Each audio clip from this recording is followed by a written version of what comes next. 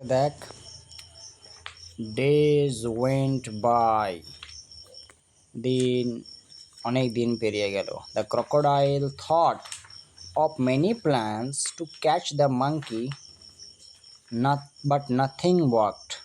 The crocodile thought of many plans to catch the monkey, but nothing worked.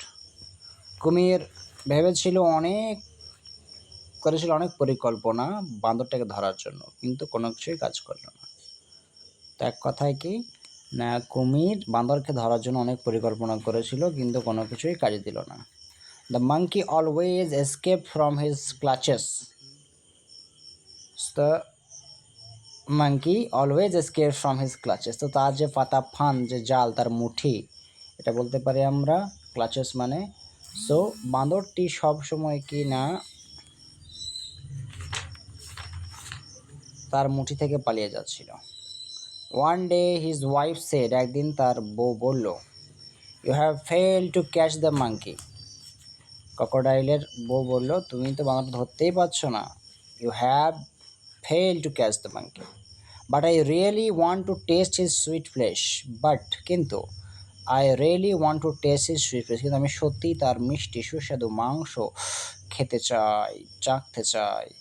So this time, তাই এইবার, you must follow my plan, তুমি আমার পরিকল্পনা গ্রহণ করবে, তুমি আমার পরিকল্পনা মতো চলবে। So this time you must follow my plan. The crocodile said, right, tell me the plan. কুমিরও বললো কি, ঠিক আছে, তাড়াতাড়ি আমাকে পরিকল্পনাটা বলো।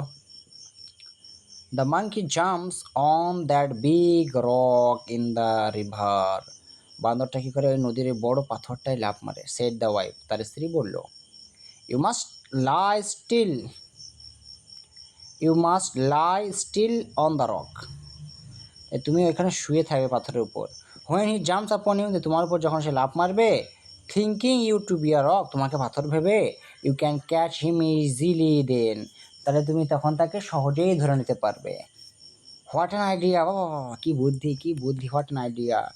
I will get him tomorrow for sure, কাল আমি ওকে শিওর ধরবো, কাল আমি ধরবই ওকে। Said the crocodile with joy, crocodile খুশিতে বলল, কে না, কাল ওকে ধরবই।